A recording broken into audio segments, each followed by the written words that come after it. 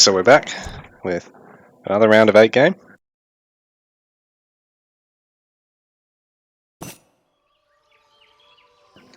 Alright guys, so welcome back to the Two Towns tournament for the ESOC Grand Tour Season 3. Sorry, there's a bit of a repeat bug I'm having with casting at the moment, where it's fucking defaulting to max scroll and acceleration, which has been annoying.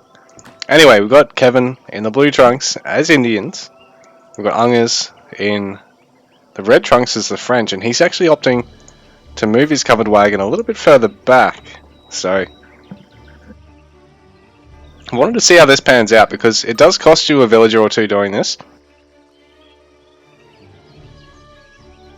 But at the same time, it'll be so good for your actual base setup. In a sense, it sort of prevents that quick colonial age rush. I'm not going to call it the fucking commerce age. Get bent.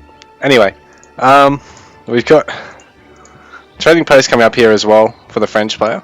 So he can put his wood towards that, the early wood that he starts with. Well, Kevin, going to want to probably spend his on villager production. But at the same time, he's going just... Ooh, he's going to lose one of his... So one of his explorers goes down, but he's going to get this treasure. And it's 120 wood, mind you, so it is quite a significant amount.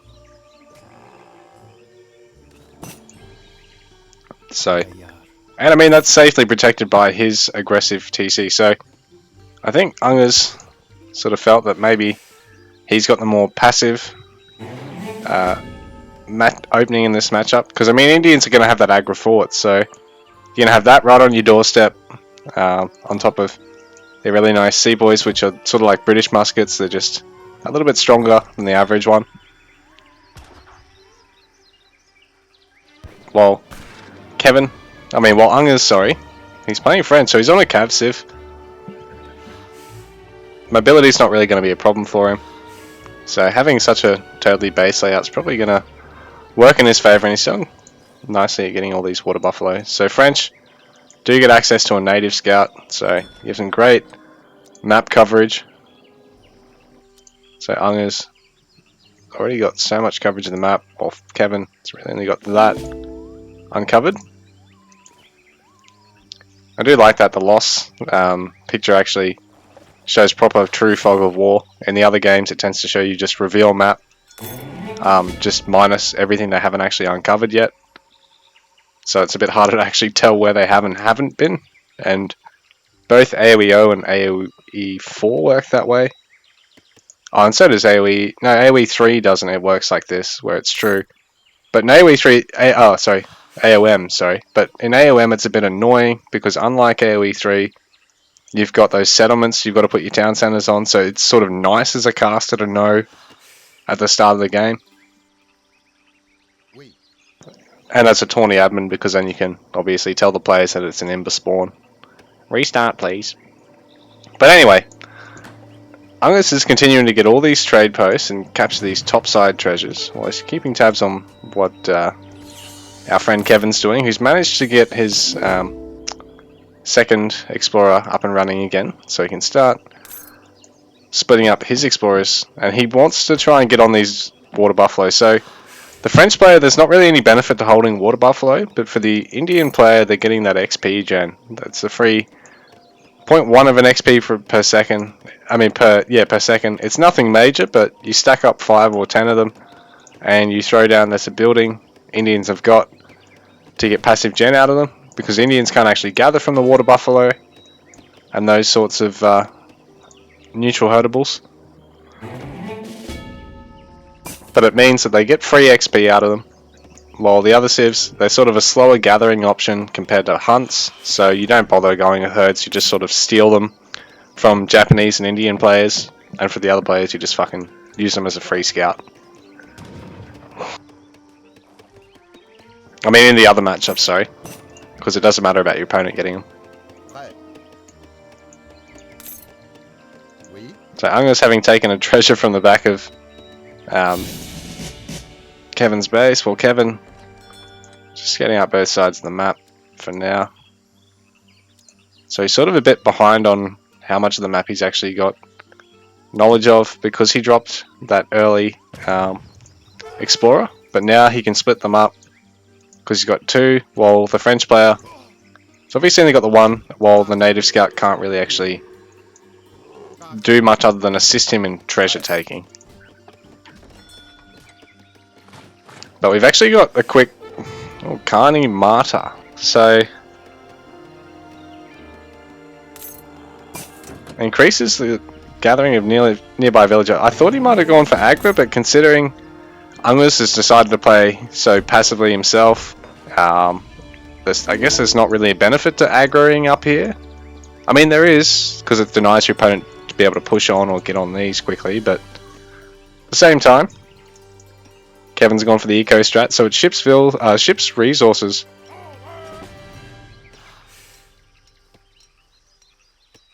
Ships resources when built, which is just part of its age up thing, like the aggro fort, you get 2 sepoys. But it's got an ability, I believe, to increase your gathering. Or it might just be a radius, I'm not sure. I can't actually tell because it's a slightly older recording now, so I can't actually fucking see anything. Really annoying. Doesn't matter who I've got selected, I can't see what they can possibly train, what they've got in queue. I'm just lucky that I've got show what's in queue up here. But Ungurs is definitely going to get a small XP lead over Kevin in the long run with control of the 2 trading posts.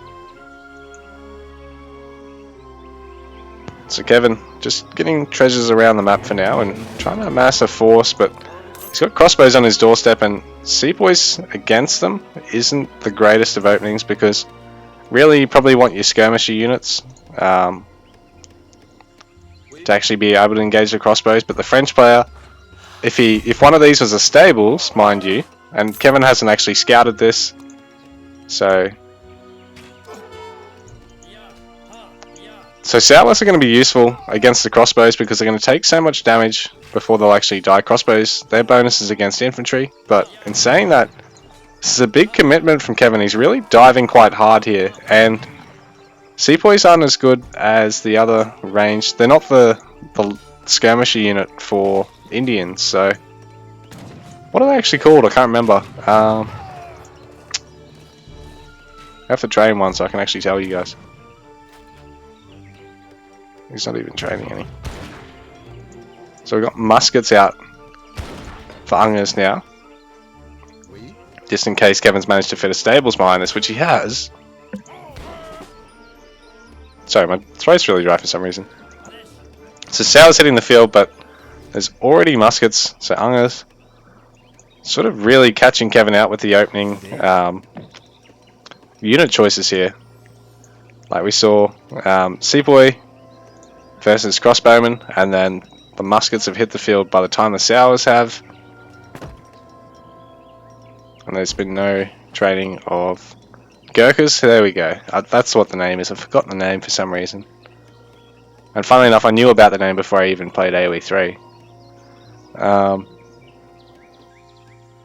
So there's only a single Gurkha now in production at the moment.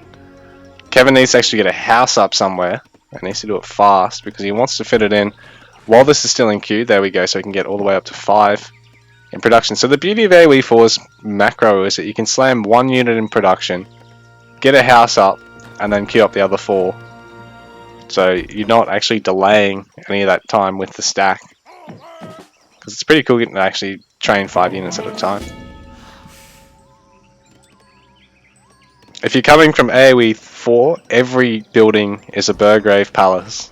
Every production building, military production building, is a Burgrave Palace. How cool is that? How cool is that?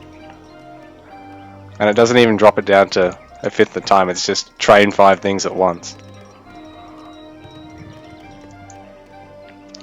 But Kevin's looking like he's got an awful lot of map control here, but at the same time, Ungurs, I think, has had the better army comp so far. There is Gurkhas in the mix now, but Kevin's got to be able to train them all.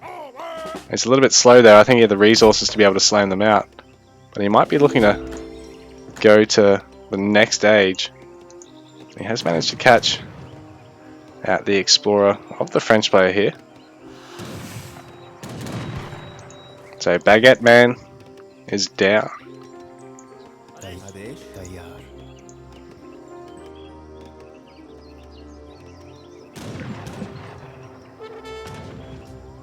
This is a pretty big treasure here actually. It's nice to see higher level players than me engaging treasures with their whole armies, because now I don't feel so bad about doing it myself, because like 180 coin is pretty big, man.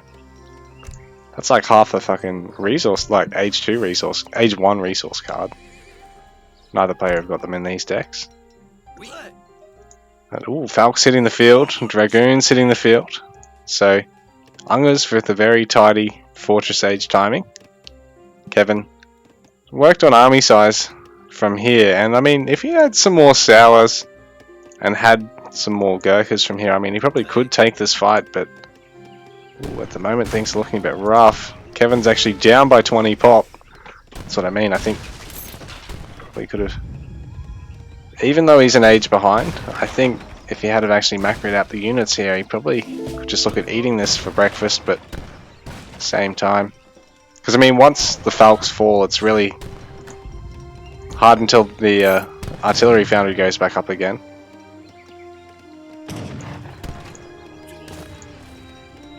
Although those Gurkhas, do they actually have range over the crossbows? And there is skirms in the fight now as well, so... And Ungurs is training more skirms behind this too.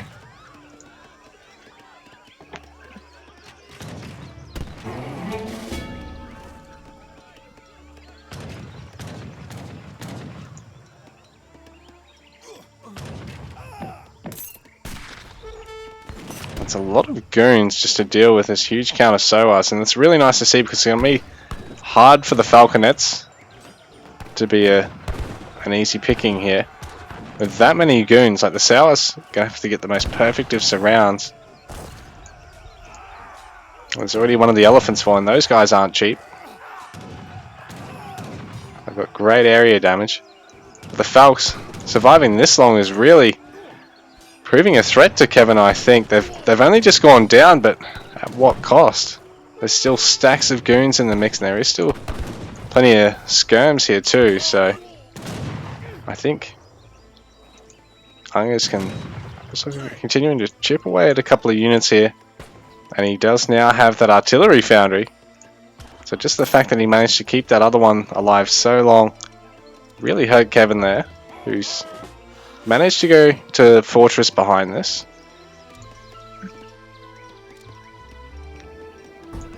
So he does have that Mahout Lancer production. So Mahouts,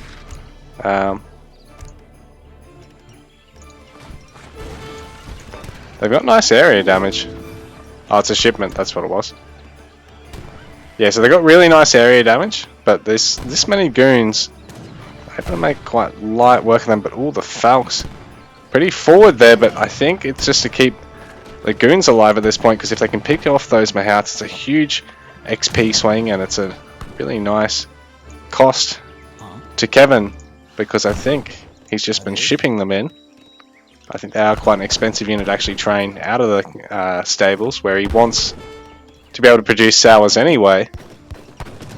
So now Ungurs is really just steaming forward. I was going to say steamrolling, but it wasn't exactly a steamroll. He's had to take a couple of engagements here to get in this position, and at the moment there's a good number of Sours hitting the field, but one of them already picked off by the goons.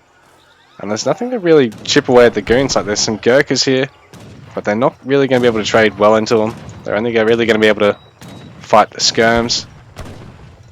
There's not really any more sepoys here. Consulate, but there's no consulate units. There is militiamen on the way. But I was going to say, if muskets or something could be in play, it'd be really nice, but I think Ungurs is just really taking a lead in this one right now, and Kevin forced to back out. So Ungurs is going to be able to get the town centre, and Kevin's probably just best off cancelling the villagers training out of it. Although I do like him trying to use these military buildings while this is being focused. Ooh, the villagers, are they going to get out? Oh, they might actually. Ungurs is just going to ignore the vills. I take it back. Queuing up that 5th vill might have been worth it. Oh, but never mind. Kevin's going to try fighting with it. And so, not long for this world. She falls. But it's really a surprise that Ungurs let these guys go. Like, really, he was always going to get the town centre. He might as well have picked off those vills, but Kevin's not actually got them gathering anything when they could just be getting him that little bit more wood he might need to then switch some of these vills onto gold or food so he can field some more units. Oh, and ooh, both of his... Oh, okay, so he had some elephants come out of the stables and they managed to actually proc both the explorers, get killed, and the explorers got killed, so that's not great for Kevin. If they had to come out here, it would have saved us so much heartache and giving his opponent so much free XP. Ooh, so Ungurs going for a 3rd town centre. I like this too, because I mean it gives him good control of all these trading posts, the gold, the food and the wood here. So back over here, more of Kevin's buildings falling, but he's continuing to mass up behind this. He's got the Mansabda Gurkha, so all the nearby Gurkhas are actually hitting slightly harder. Oh, and they're even slightly tankier as well. So it's a nice addition, but at the same time, what's the answer to all these goons here? And I mean, he's still behind on the overall skirm count, even with that like pseudo upgrade aura that he gets out of that. He's still actually behind on the actual skirmisher count, I believe. Ungurs has got 38. What we got here? 19. So, I mean, what does it add? Like 10% damage and health? Other players really got anything in the way of cannons to really break the stalemate as such, but I think Ungurs is just that far ahead, it's not going to matter. So Ungurs 180 pop to 118 pop for Kevin. Not what you want to hear. These Arumis though, quite useful, but they are right at the back here. So they're going to need to enter the fight at some point. Either that or be used as a raiding party. But I don't know if they're ever going to get the time to do that because Ungurs is on Kevin's doorstep now. And these goons are going to be able to actually clean all this up. They're even going to be able to pick off the Mahout pretty easily. And the Arumi being melee, even though they are quite a high value unit, really good 2-pop unit, it's going to be hard for them to actually engage the goons. And the meanwhile, a very nice concave here for Ungurs on Kevin's Gurkhas, and the Mansabda Gurkha has gone down, so that's really going to hurt. And GG is called, so Ungurs takes the first game in the series.